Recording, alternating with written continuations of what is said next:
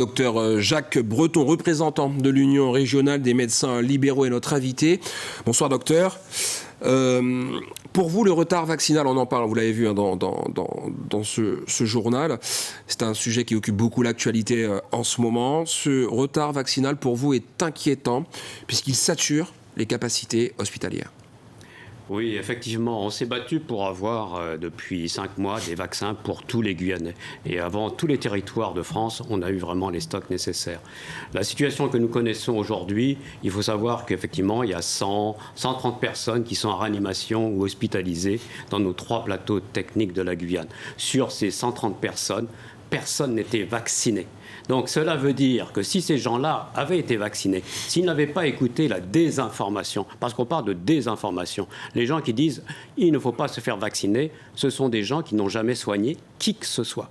Il faut bien savoir cela. Les médecins sont totalement pour la vaccination dans le monde entier et en Guyane particulièrement. Cela veut dire que si nous avions les vaccinés, eh bien, on aurait moins de 10 personnes aujourd'hui dans les hôpitaux. Les hôpitaux ne seraient pas saturés et effectivement, on n'aurait pas... Il faut bien savoir que dans les gens, dans plus de centaines, la moitié auront quand même des handicaps. Donc, je veux dire que c'est non anodin et je dirais que ceux qui ne se sont pas fait vacciner, qui sont à l'hôpital, il faudra qu'ils se posent la question, qui ont-ils écouté ?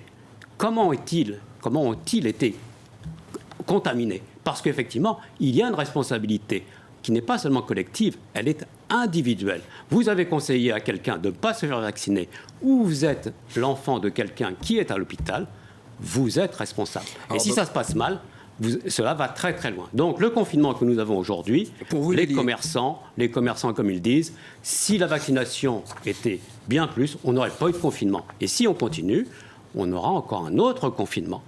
Alors, je comprends le message, mais vous avez vu récemment Clara Debord, qui est à la tête de l'Agence régionale de santé, a aussi eu des propos un peu véhéments vis-à-vis de la population. Je vous sens aussi en tant que professionnel de santé très remonté, mais est-ce que ce discours est audible ? Est-ce qu'il ne faudrait pas peut-être changer la stratégie de communication pour inciter les gens justement à aller se faire vacciner ? Alors la stratégie de communication, elle est simple. Il n'y a pas de traitement du Covid. Le seul traitement, c'est la vaccination. Si vous n'êtes pas vacciné, on y passera. On sera enfermé, on n'aura pas de vie. Alors effectivement, il faut bien savoir qu'on a quand même très peu de plateaux techniques. C'est-à-dire qu'on n'a que 3 hôpitaux en Guyane. Si un est totalement fermé pour X raisons, ça va être une catastrophe. Donc il faut bien le savoir. Alors c'est vrai que tous les soignants sont épuisés. Vous verrez, je vous ai bien laissé un courrier des 3 directeurs d'hôpitaux qui soulignent cette problématique. Donc, je crois qu'il n'y a pas seulement Clara Debord, je crois que le préfet, je crois que Rodolphe Alexandre, je crois que tout le monde est surchargé. Et il faut arrêter, j'irais, de pinailler là-dessus. Il faut qu'on se remette tous ensemble. Il faut qu'on oublie ces micro-conflits. On peut sortir de cette situation la tête haute extrêmement rapidement. Est-ce qu'il est normal que les personnes déjà vaccinées soient logées à la même enseigne que les personnes qui ne sont pas vaccinées ? C'est-à-dire que là, tout le monde est logé à la même enseigne face au reconfinement ?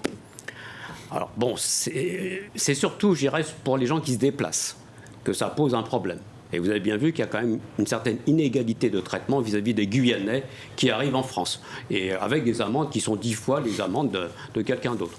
Et effectivement, quelqu'un qui est vacciné, c'est-à-dire qui a eu les 2 vaccins, 15 jours plus tard, il est quand même réputé non contaminant. Et c'est pour ça, d'ailleurs, que les quarantaines sont en train de s'enlever partout, quand même, dans le monde entier. Donc, on aimerait bien, quand même, le préfet de Paris, arrête de nous stigmatiser. Et en plus, c'est aussi un frein à la vaccination. Il faut bien le savoir. On ne peut pas demander, en plus, nous, on se bat pour essayer de convaincre les gens. On se bat contre les fake news. Et je vous assure que c'est quand même très, très difficile. Les soignants, les infirmières, les médecins dans les hôpitaux, ça fait 10 mois qu'ils travaillent comme cela. On ne peut pas travailler sur les autres pathologies, il faut bien le savoir. Donc on a du retard, on est exposé. Je vous rappelle qu'on est le département de France où il y a le moins de médecins. Donc la situation est trop tendue. Donc il faut qu'on prenne des décisions, il faut qu'on donne aussi des gages. Il faut qu'on donne des gages aux gens qui sont vaccinés. Moi, je fais appel surtout aux jeunes. Très bien. Parce qu'effectivement, Pour conclure, docteur. Si les personnes âgées écoute les gens qui ne sont pas médecins, ça c'est leur responsabilité. Mais moi je vous dis les jeunes, vous êtes quand même, j'espère, avoir du bon sens et je vous conseille de vous faire vacciner parce que beaucoup me disent « Ah oui mais je ne risque rien ». Mais ce que vous risquez, c'est quand même de contaminer les gens que vous aimez, qui sont plus âgés que vous. Et je vous assure que de vivre, et on a les cas, de vivre avec quelqu'un qui a été contaminé, qui est handicapé, voire qui est décédé, et vous en êtes le responsable, c'est très difficile de vivre avec cela. Et donc, je vous appelle, et j'appelle tous les responsables à s'unir, et notamment les préfets, la DG, Monsieur Alexandre. Merci. Et merci, essayez d'inverser la tendance. Merci, Dr Breton, d'avoir répondu à nos questions.